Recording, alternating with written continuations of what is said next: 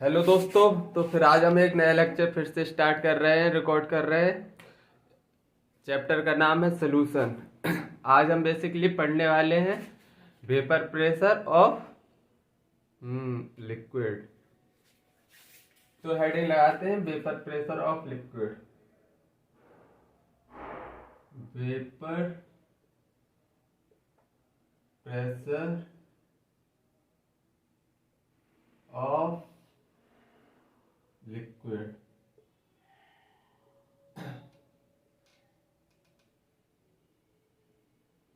Basically हम पढ़ने जा रहे हैं वेपर प्रेशर ऑफ लिक्विड। इसकी मैं तुमको फील दिलाने की कोशिश करूंगा अभी। तो देखो, सबसे पहले हमने एक कंटेनर लिया।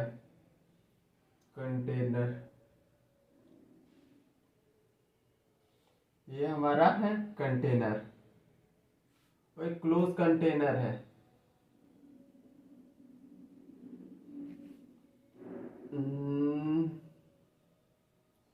सपोज दैट इधर इधर वाटर के मॉलिक्यूल थे।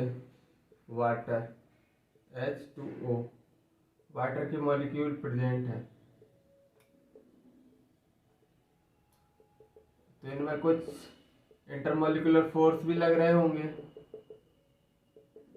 एक दूसरे को पकड़ के बैठे होंगे। कुछ ये सरफेस पे रहेंगे वाटर मॉलिक्यूल।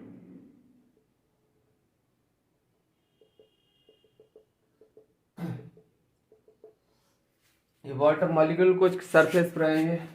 अब ये कुछ रैंडम मोशन, मतलब इनको थोड़ी एनर्जी मिलेगी, ये एक दूसरे मूवमेंट कर रहे होंगे और धीरे धीरे इनके फोर्स ब्रेक होते रहते हैं और बनते रहते हैं। मतलब बॉन्ड टूटता भी रहता है, बनता भी रहता है। तो जैसे ही बॉन्ड टूटेंगे, सपोज दैट एक मॉलिक्यूल है, ये रैंडम मोशन कर रहे हैं। सपोज दैट इसका बॉन्ड टूटा और ये टकराया इससे और ये टकराया इससे। ये सरफेस पे था मॉलिक्यूल, तो सरफेस पे था। जैसे ही इसको एनर्जी मिली, जैसे टकराने से जो एनर्जी मिली, तो ये एस्केप हो गया। मतलब ये मॉलिक्यूल बाहर निकल गया। तो फाइनली अब ये किसमें, ये वाटर था लिक्विड, अब ये किसमें बदल गया, गैस में, वेपर में। मतलब ये जैसे ही वेपर में बदला, ऐसे सेम इसके साथ भी हुआ होगा, इसके साथ भी। तो ऐसे धीरे धीरे वेपर के कुछ मॉलिक्यूल बने। कुछ टाइम बाद ये वेपर के मॉलिक्यूल्स के ऊपर तो कोई वो फोर्स लग नहीं रहा होगा, क्योंकि ये गैस फेज में कोई इंटरमोलिकुलर फोर्स एक्ट करते नहीं है। इनके पास काइनेटिक एनर्जी होगी, मतलब इनके पास कुछ एनर्जी होगी। तो ये कहीं बाल पे टकरा रहे होंगे, कहीं एक दूसरे से टकरा रहे होंगे फाइनली। मतलब कि जितने ज्यादा गैस के मॉलिक्यूल होंगे उतने ज्यादा प्रेशर लगेगा।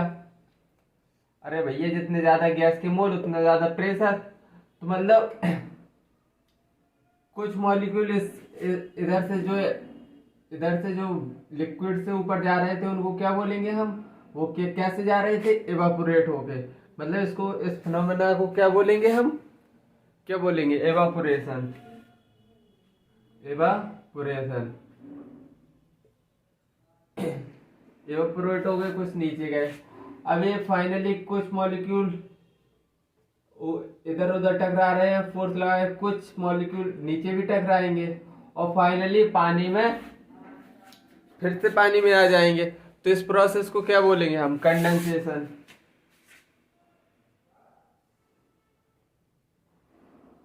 इसको बोलेंगे कंडेंसेशन। कंडेंसेशन। लेकिन एक टाइम ऐसा आएगा कि मतलब जितने मॉलिक्यूल इधर से वेपर में बदल रहे होंगे, मतलब जितने मॉलिक्यूल वाटर के वेपर में बदल रहे होंगे, उतने ही वेपर के मॉलिक्यूल किस में आ रहे होंगे, पानी में। वो वेपर से फिर से पानी बना ले रहे होंगे। तो ये कौन सी स्टेट होती है, इक्विलिब्रियम स्टेट। एक ऐसी स्टेज आएगी, अभी चलता रहेगा, लेकिन एक टाइम पे एक ऐसी स्टेज आएगी at equilibrium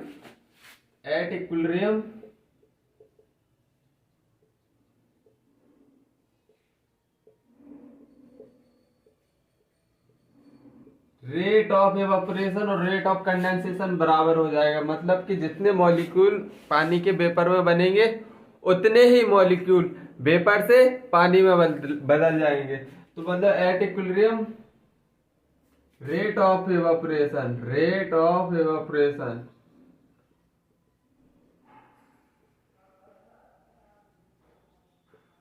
rate of evaporation किसके बराबर होंगे? रेट ऑफ कंडेंसेशन के, रेट ऑफ कंडेंसेशन के।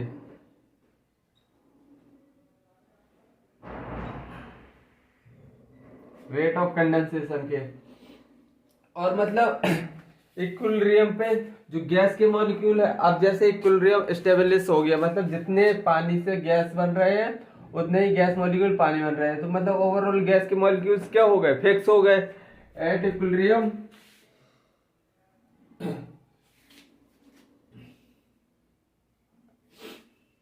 At equilibrium number of vapour phase particle, vapour phase particle, vapour phase particle become constant, become constant। कुछ टाइम बाद इनकी एक क्वांटिटी, मतलब जो वेपर फेज है और लिक्विड फेज है, कांस्टेंट हो जाएगी, मतलब कि अब वेपर इससे ज्यादा नहीं बनेगी और बने जितने पानी से वेपर बन गया एक इक्विलिब्रियम पे, और बस फिर उतना ही वेपर रहेगा, कांस्टेंट रहेगा। फिर मतलब जितने भी वाटर मॉलिक्यूल वेपर में बदलेंगे उतने ही इसमें बदलेंगे, लेकिन ओवरऑल वेपर के मॉलिक्यूल अगर जैसे 5 है, इक्विलिब्रियम अब अचीव हुआ कितने? 5 वेपर के, 5 वेपर थे और 10 वाटर, इसके बीच में इक्विलिब्रियम अचीव हुआ। तो मतलब ये 5 मॉलिक्यूल ऐसे नहीं कि ये पानी नहीं बदलेंगे, ये पानी में बदलेंगे। तो जैसे सपोज दैट एक मॉलिक्यूल पानी बन गया, तो 10 में से इधर से एक मॉलिक्यूल उधर वेपर बन जाएगा, मतलब ओवरऑल वैल्यू फिक्स रहने वाली है। 5 वेपर के पार्टिकल्स थे तो अब 5 ही रहने वाले हैं। आई थिंक समझ आया होगा। चलो इतनी बात समझ में आई, तो चलो थोड़ी एक चीज और लिखवाता हूँ। वेपर प्रेशर क्या होता है? Vapour pressure of liquid, vapour pressure of liquid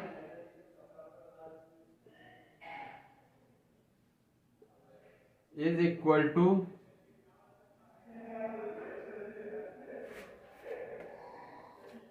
vapor pressure of liquid, vapor pressure of liquid is equal to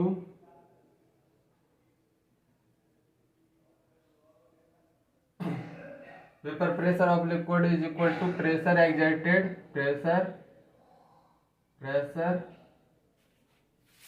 pressure exerted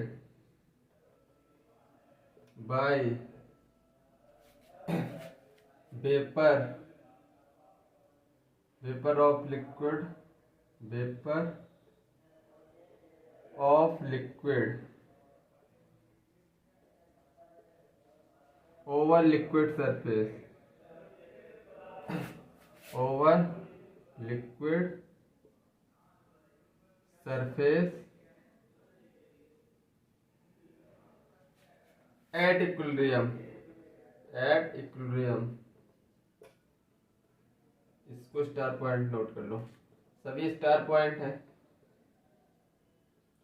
मतलब कि वेपर प्रेशर क्या होता है कि मतलब vapour pressure of liquid is equal to pressure exerted by vapour of liquid, मतलब जो ये वेपर होगी ये वाटर के ऊपर क्या प्रेशर लगाएगी, ये वेपर के पास कुछ वो इधर उधर रैंडम टकराएंगे और कुछ वेपर्स वाटर के सरफेस पे भी प्रेशर लगाएंगे, तो उसी को हम वेपर प्रेशर बोलते हैं। वेपर प्रेशर मतलब जो वेपर्स की वेपर इस पानी की ही वेपर पानी के ऊपर प्रेशर लगाए, मतलब पानी की वेपर बने और पानी के सरफेस के ऊपर ही प्रेशर लगाए, उसे उसको ही हम वेपर प्रेशर। और इक्विलिब्रियम पे मतलब फिक्स मॉलिक्यूल रहना चाहिए। जैसे vapour pressure of liquid is equal to pressure exerted by vapour of liquid over liquid surface at equilibrium. I think अब समझ में आ गया होगा तुमको। चलो अब थोड़ी आगे बढ़ते हैं।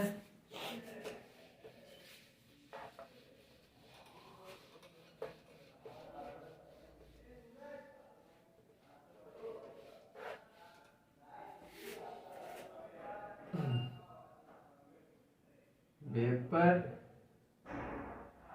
Pressure never change.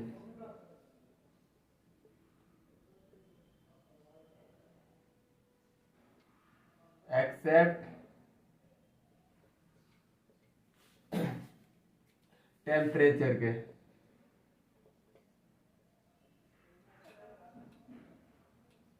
जो वेपर प्रेशर ऑफ लिक्विड होता है, थोड़ी इंक डाल ले रहा हूं। वेपर प्रेशर ऑफ लिक्विड कभी चेंज नहीं होता, एक्सेप्ट किसके, बताओ बताओ, एक्सेप्ट टेम्परेचर के। तो देखो अभी तुमको समझा रहा हूं। सपोज दैट तुमने एक, देखो अभी मैं इस लाइन का मतलब समझा रहा हूँ। वेपर प्रेशर तुमने लिया किसका, एक गिलास लिया छोटा सा बर्तन, इसमें वाटर भर दिया तुमने, इसका टेम्परेचर है 25 डिग्री सेल्सियस। अब तुमने इससे बड़ा बर्तन ले लिया और फिर तुमने इधर और बड़ा बर्तन ले लिया, इसमें भी तुमने पानी भर दिया, थोड़ी इसको, सही है, इसको वाटर 25 डिग्री सेल्सियस पे भर दिया इसमें।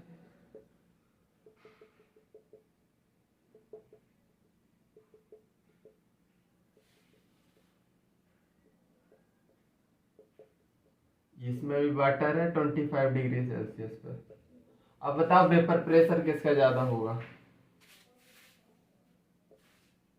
वेपर प्रेशर इसका 1 है, इसका वेपर प्रेशर 2 है, इसका वेपर प्रेशर 3 है। अब कमेंट करो, बताओ वेपर प्रेशर किसका ज्यादा है। वेपर प्रेशर तीनों के बराबर है, वेपर प्रेशर 1 का, वेपर प्रेशर 2 का, वेपर प्रेशर 3 का, तीनों बराबर है। ये साइज पे डिपेंड नहीं करते बर्तन के, क्योंकि जितनी रेट ऑफ एवापोरेशन होगी इक्विलिब्रियम पे उतनी ही कंडेंसेशन होती है, ओवरऑल वॉल्यूम कांस्टेंट होती है वेपर्स की। तो मतलब ये यार तुम अगर ये सोच रहे हो कि छोटा सा बर्तन है, इससे वेपर कम बनेंगे, इसमें सरफेस एरिया ज्यादा है तो इससे वेपर बनेंगे, भाई कंडेंसेशन तो भी बराबर होगा इक्वल रेट से। जितने जिस रेट से इवापोरेशन होगी उस रेट से कंडेंसेशन भी तो होगा। चमका, तो मतलब वेपर प्रेशर टेम्परेचर से अफेक्ट होता है। तो अगर वेपर प्रेशर डजंट मैटर की शेप और साइज वेसल का क्या है। और तीसरा एक और एग्जांपल दे रहा हूं।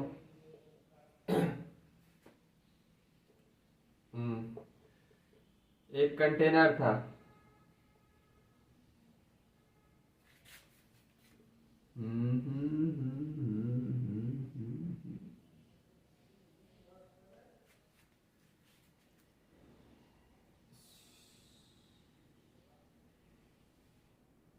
अब इसमें वाटर के मॉलिक्यूल है,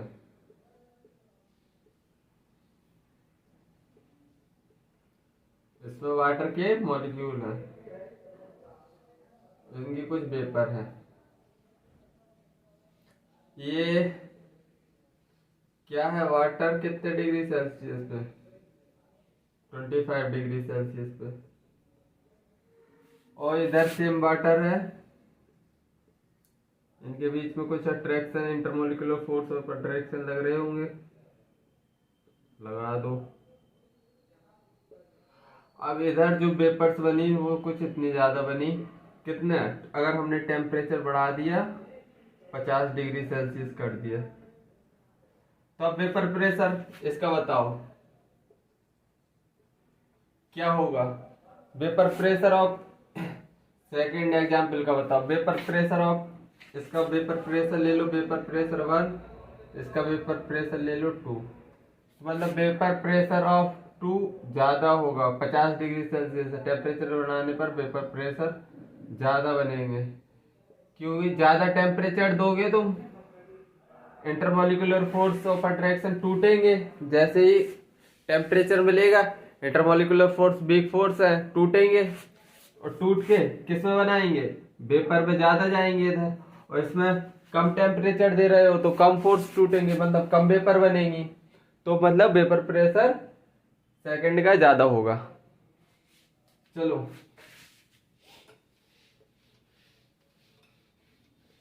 तो इससे क्या समझने को मिला, मैंने ये एग्जाम्पल क्यों लिया था, एक ग्राफ समझाने के लिए।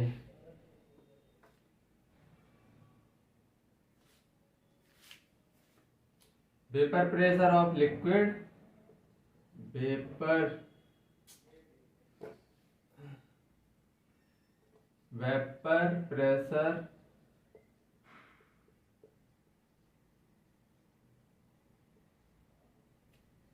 ऑफ लिक्विड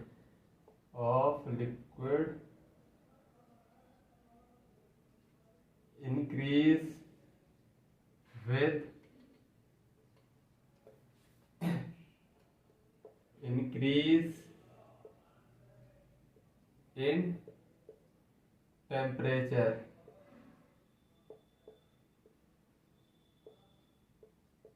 पता नहीं इंक बार बार खत्म हो जा रही है, बस इसका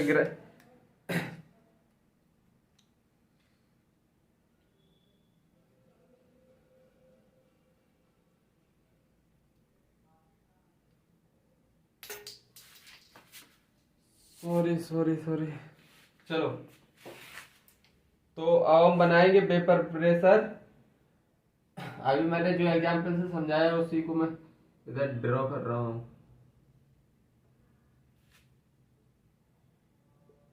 इधर ले लो तुम क्या, वेपर प्रेशर एक्स एक्सिस पे, वाई एक्सिस पे, और इधर ले लो क्या, टेम्परेचर। तो इसका ग्राफ कैसे बनेगा, इसका ग्राफ कुछ ऐसे बनेगा कि जैसे जैसे तुम टेम्परेचर बढ़ाते जा रहे हो वेपर प्रेशर बढ़ता जा रहा है, पहले वेपर प्रेशर इतना इतना इतना इतना बढ़ता जा रहा, जैसे ही टेम्परेचर हम बढ़ाते जा रहे हैं। आई थिंक ये ग्राफ तुमको समझ में आ गया होगा, अगर ये ग्राफ समझ में आ गया तो चलो आगे बढ़ की तरफ बढ़ते हैं।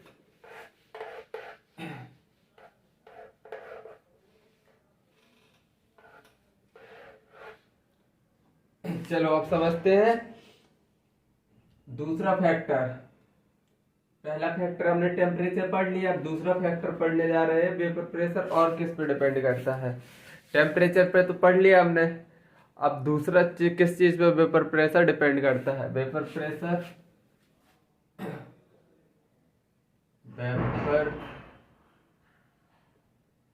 प्रेशर ऑफ लिक्विड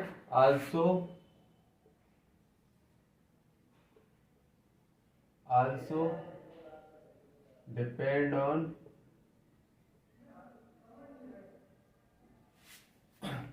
intermolecular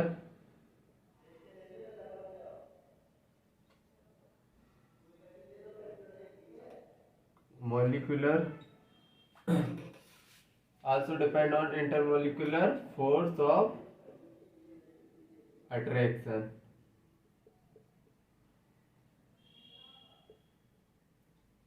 इसको समझने के लिए देखो मैं एक कंटेनर बना रहा हूं,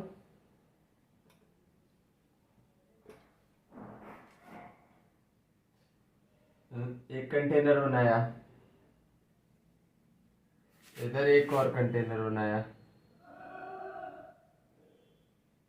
कंटेनर सही क्यों नहीं बन रहा भाई, एक कंटेनर ये बनाया, अब इसमें सपोज दैट वाटर प्रेजेंट है। लिक्विड ए जिसको बोलेंगे लिक्विड ए, जिसको क्या बोलेंगे हम वाटर, इसमें वाटर है। इसमें लिक्विड बी, लिक्विड बी ये है पानी, वाटर H2O। इसमें क्या है एल्कोहल C2H5OH एल्कोहल। इसका वेपर प्रेशर कितना है, vapour pressure P1, vapour pressure इसका P2। वाटर के मॉलिक्यूल सपोज दैट ए मान लो, ए इनमें अट्रैक्शन लग रहा होगा कुछ, इंटरमॉलिक्यूलर फोर्स ऑफ अट्रैक्शन। और इसको मान लो तुम B, B B B B B ये है अल्कोहल। अब जैसे ही इनके वेपर्स देखो, intermolecular force of attraction water में ज्यादा होता है या अल्कोहल में, तुमको इतना पता होना चाहिए। अल्कोहल थोड़ा वोलेटाइल भी होता है, मतलब intermolecular force of attraction alcohol में क्या होते हैं, कम होते हैं। तो मतलब इसके वेपर क्या बनेंगे, ज्यादा बनेंगे। B B B B B intermolecular force कम है, इसके intermolecular force as compare to alcohol ज्यादा है, इंटरमॉलिक्यूलर फोर्स ऑफ अट्रैक्शन ज्यादा, तो वेपर्स कम बन पाएंगे ना। जैसे अगर इंटरमॉलिक्यूलर फोर्स कम है, अगर सपोज दैट देखो मैं तुमको एग्जांपल बताऊं, अगर तुम्हारी दोस्ती गहरी है तो उसको तोड़ना थोड़ी मुश्किल होता है, उसके लिए तुमको बाहर से एनर्जी ज्यादा लगानी पड़ेगी, मतलब ज्यादा भड़काना पड़ेगा कि तेरे दोस्त ने, मतलब उल्टी सीधी बात है उसके बारे में। अगर वो थोड़ी उसके डाउटफुल दोस्त रहेगा किसी का कि मतलब हाँ चलो दोस्ती है, तो उसको अगर तुम थोड़ी सी चिंगारी दे दो कि नहीं तुम्हारे दोस्त ने ऐसा नहीं ऐसा कर दिया, तुम्हारे बारे में अच्छा नहीं सोचता, तो वो तुरंत तुरंत टूट जाएगी उनकी वो दोस्ती। और जो पक्के दोस्त है उनके बीच में तुम कुछ भी डालो, जब तक बहुत ज्यादा एफर्ट डालने पड़ेंगे अगर तुमको दोनों को अलग करना है। तो ऐसे ही सेम इसमें है कि अगर इंटरमॉलिक्यूलर फोर्स ज्यादा है तो वेपर्स कम बनेंगे ना, कम बनेंगे। और इधर इंटरमॉलिक्यूलर फोर्स कम है तो इधर वेपर्स ज्यादा बन जाएंगे। तो मतलब ए का फोर्स ज्यादा है बी से, तो वेपर प्रेशर किसका ज्यादा होगा, वेपर प्रेशर ऑफ बी ज्यादा होगा वेपर प्रेशर ऑफ ए से, होगा या नहीं। वेपर प्रेशर बी का ज्यादा होगा या नहीं, बिल्कुल होगा। तो मतलब अब देखो लिखवा दे रहा हूं, चलो ये स्टार पॉइंट लिखवा रहा हूं, mode the intermolecular force of attraction between the molecule, mode the force of attraction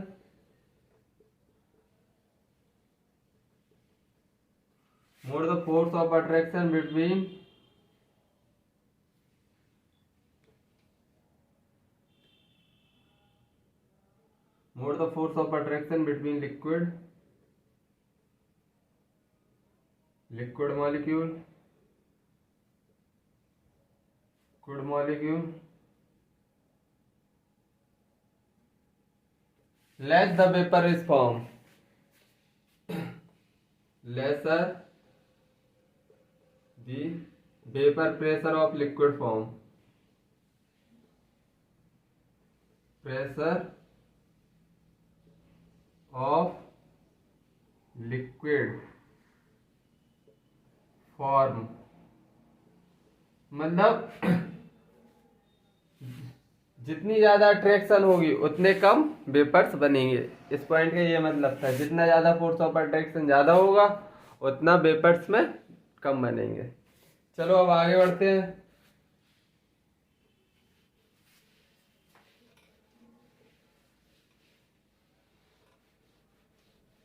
अब थोड़ी जनरल फोर्स पढ़ लेते हैं इसी को, यही फोर्स ऑफ अट्रैक्शन के यही जनरल पार्ट पढ़ा दे रहा हूँ, बस इतना ही थोड़ी आना चाहिए इसमें। मतलब जो पढ़ाया है वेपर्स बनने का सिस्टम, अभी मैं उसको फोर्स ऑफ अट्रैक्शन पढ़ा दे रहा हूँ। जनरल फोर्स ऑफ अट्रैक्शन तुम्हारे क्वेश्चन निकल जाएंगे इसके, general force of attraction between liquid particle, general force of attraction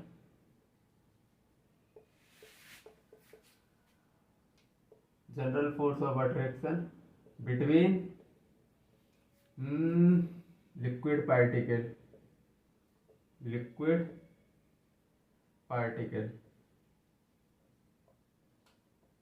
तो पहला फोर्स क्या होता है? Hydrogen bond. चलो समझा दे रहा हूं।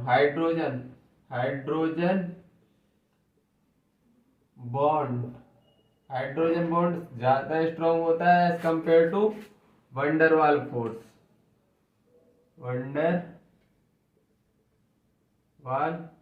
फोर्स।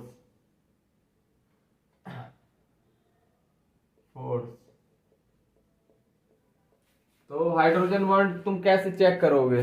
अगर हाइड्रोजन फ्लोरीन ऑक्सीजन नाइट्रोजन से चिपका हुआ है तो मतलब क्या है, उसमें हाइड्रोजन बॉन्डिंग है।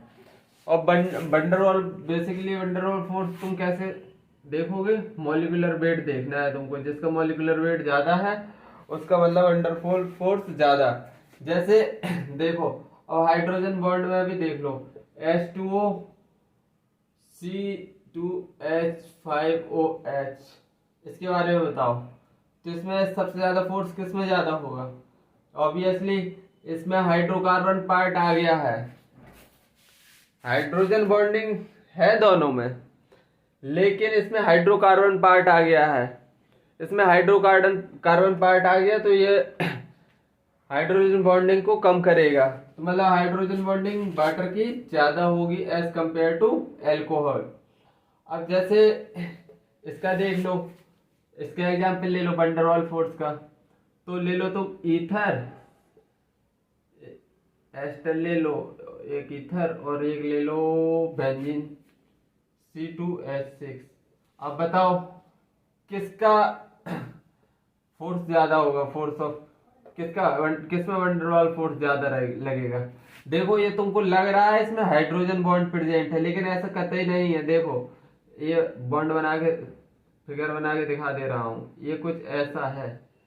ऑक्सीजन हाइड्रोजन से अटैच नहीं है, कार्बन से अटैच है। तुमने देखा है इधर कि हाइड्रोजन फोन से जुड़ा है तो हाइड्रोजन बॉन्डिंग होगी, और तुम देख लिया तुमने इधर CH3 लिखा है तो मतलब ऑक्सीजन जुड़ा है। नहीं, ये ऑक्सीजन कार्बन से जुड़ा है, ये C6H6।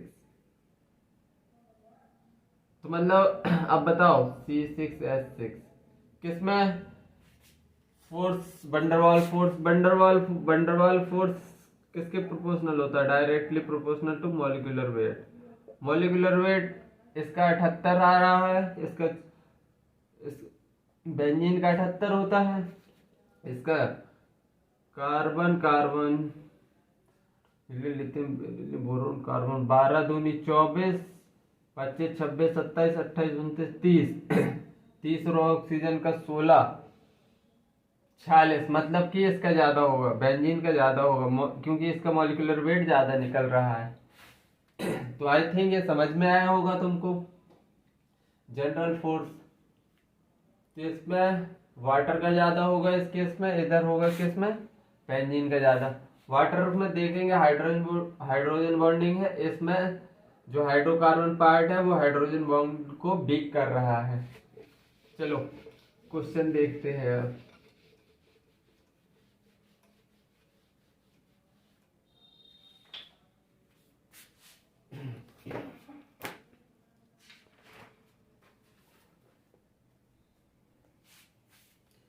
Which of the following liquid has higher vapor pressure? नहीं, एक दूसरा क्वेश्चन देखेंगे हम। Correct increasing order of vapour pressure. Correct increasing order of vapour pressure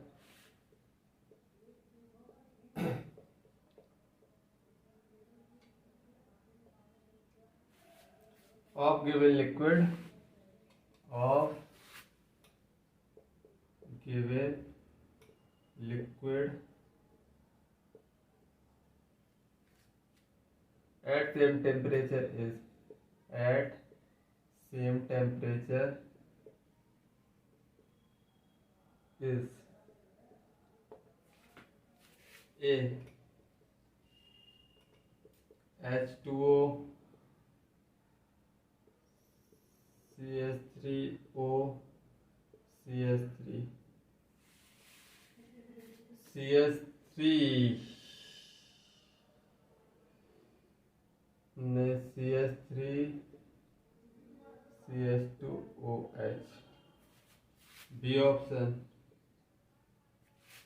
H2O CH3 CH2OH CH3O CH3 C option CH3O CH3 CH3 CHOH H2O D none है। तो उसने क्या पूछा है? उसने पूछा क्या है? वेपर प्रेशर पूछा है। उसने पूछा क्या है? Vapour pressure. Increasing order of vapour pressure मतलब किसके ज्यादा वेपर बनेंगे। तो मैंने क्या पढ़ाया था अभी? फोर्स ऑफ अट्रैक्शन होता है वो इनवर्सली प्रोपोर्शनल होता है वेपर प्रेशर के। मतलब जितनी ज्यादा फोर्स ऑफ अट्रैक्शन होगा उतने ही कम उसके वेपर बनेंगे। तो इतना पॉइंट याद रख लो। अब देख लो, फोर्स ऑफ अट्रैक्शन सबसे ज्यादा है वाटर, ईथर और एल्कोहल दिया है। मतलब वाटर और एल्कोहल में क्या है? Hydrogen bonding. और ईथर में क्या है? एस्टर ईथर जो भी है। इसमें क्या है? ईथर में है van der Waals force. Van der Waals force weak force होता है, मतलब कि ईथर सबसे ज्यादा वेपर बनाएगा।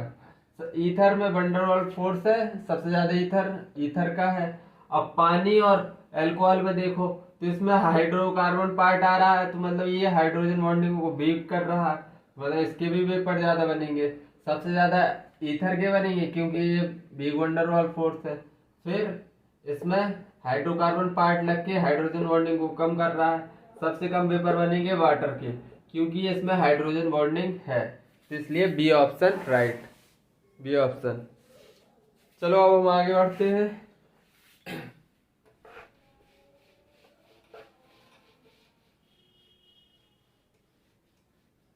अब हम पढ़ेंगे, अब हम अपना रुख बदल रहे हैं थोड़ी थोड़ी राउट्स लॉ की तरफ। तो हम पढ़ेंगे इफेक्ट ऑफ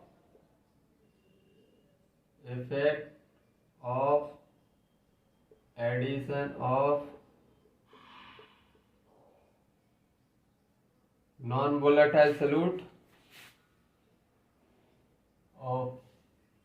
नॉन वोलेटाइल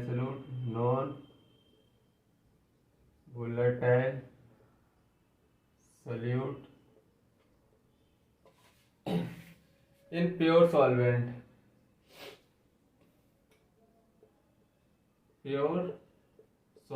इसका इफेक्ट देख रहे हैं हम।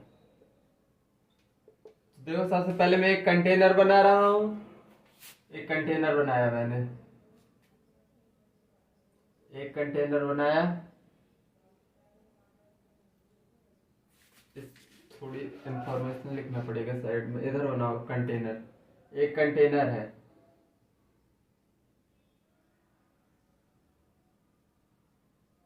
सपोज दैट ए है वॉलेटाइल, ए प्योर सॉल्वेंट है। ये प्योर सॉल्वेंट ये प्योर सॉल्वेंट है। तो ये वेपर बनाएगा किसकी? ए की। ए की खूब ज्यादा वेपर बनाएगा क्योंकि प्योर सॉल्वेंट है। ए की वेपर बनेगी। लेकिन अब हमको एक खुरापात सूझी। हमने क्या किया? हमने डाल दिया सोल्यूट, नॉन वोलेटाइल सोल्यूट। अब हमने डाला non volatile solute, non volatile solute डाला। तो अब ये नॉन वोलेटाइल सॉल्यूट जैसे आएगा तो ये जगह ऑक्युपाई करेगा, जैसे B B non volatile solute को मैं बी बी से रिप्रेजेंट करूंगा। तो इसके जो पहले ए के जितने ज्यादा वेपर बन रहे होंगे, देखो अब बी आ गया है बीच में। सरफेस पे पहले ए के मॉलिक्यूल थे, सभी वाटर से मतलब वेपर बना ले रहे थे। अब मैंने इधर डाल दिया नॉन वोलेटाइल सॉल्यूट। तो क्या इसी सरफेस पे सपोज दैट ये सरफेस है, मेरी उंगली ये सरफेस मान लो, ये मेरी उंगली सरफेस है। अगर इसमें सब ए के मॉलिक्यूल थे, ये प्योर सॉल्वेंट थे, तो ये वेपर बना रहे थे। अब मैंने ए की जगह इधर बी डाल दिया, इधर ए की जगह बी डाल दिया, नॉन वोलेटाइल सॉल्यूट है। तो क्या ये सरफेस से भी ऊपर जाएंगे? तो नॉन वोलेटाइल है, तो फिक्स करके बैठ गए। और इधर से वोलेटाइल नहीं है, नॉन वोलेटाइल है, तो मतलब इसके वेपर क्या, अब ए के वेपर क्या कम बनेंगे, ए के वेपर कम बनेंगे। अरे बी ये ये वोलेटाइल सब्सटेंस थे, सॉल्वेंट था, तो मतलब ए के वेपर सबसे ज्यादा बन रहे थे। लेकिन जैसे हमने बी के डाला, जैसे 4 मोल बन रहे थे, तो अब क्या 2 ही मोल बनेंगे वेपर ए के, क्योंकि नॉन वोलेटाइल सॉल्यूट आया, उसने सरफेस एरिया पे, मतलब अब वो नॉन वोलेटाइल अटक गए। अब ये वेपर नहीं बनने देंगे, कम बनने देंगे। अब आई थिंक अब तक तो समझ में आ गया होगा। प्योर सॉल्वेंट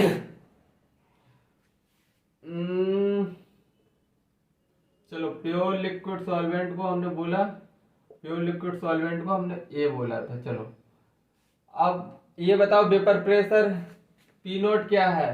पी नोट को हम क्या बोलेंगे? कुछ टर्मिनोलॉजी लिख लो। पी नोट को हम वेपर बोलेंगे vapour pressure of pure solvent, vapour pressure of pure solvent.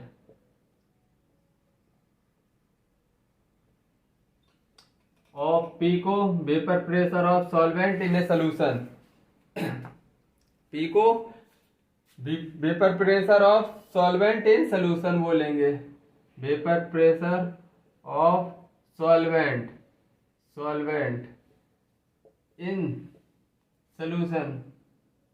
ये पी नॉट क्या है? Pure solvent. और पी क्या है? Vapour pressure of solvent in solution solution.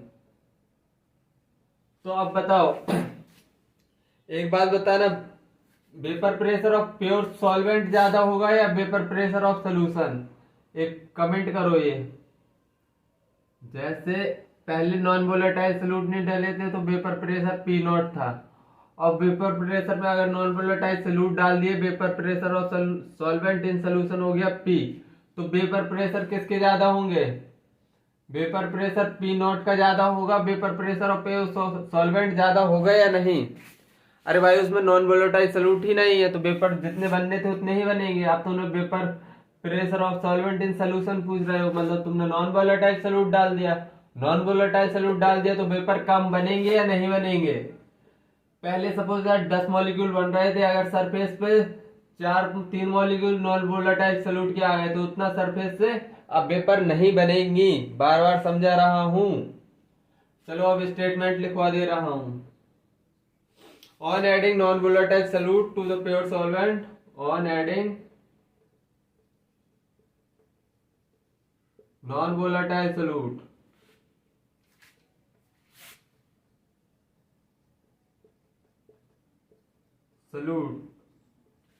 to pure solvent,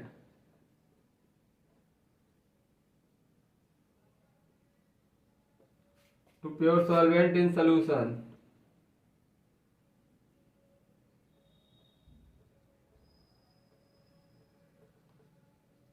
on adding non-volatile solute to pure solvent in solution, vapor pressure of solution decrease, vapor pressure of solution decrease. अरे भाई decrease ही तो होगा, अगर तुम non volatile solute डालोगे तो vapour pressure of solution क्या होगा? डिक्रीज हो जाएगा। Vapour pressure of solvent in solution, vapour pressure of solvent on adding non volatile solute to pure solvent in solution vapour pressure of solvent in solution decrease in solution क्या होगा, decrease होगा। इतनी बात मत्थे में चढ़ी या नहीं? चढ़ गई हो तो चलो राउल्ट्स लॉ की तरफ बढ़ते हैं।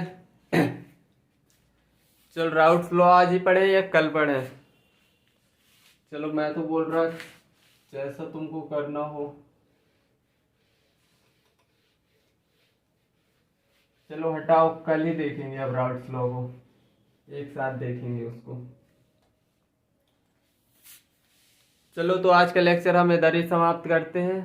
अच्छे से पढ़ाई करो, मेहनत करो, खूब दबा के मेहनत करो। मैं अपने तरफ से एफर्ट अच्छी तरह से डाल रहा हूँ 100%। तुम भी अपने तरफ से 100% डालो अपने एफर्ट्स और अपने ड्रीम्स कॉलेज तक की जर्नी को साकार करो। तब तक के लिए बाय, जय हिंद।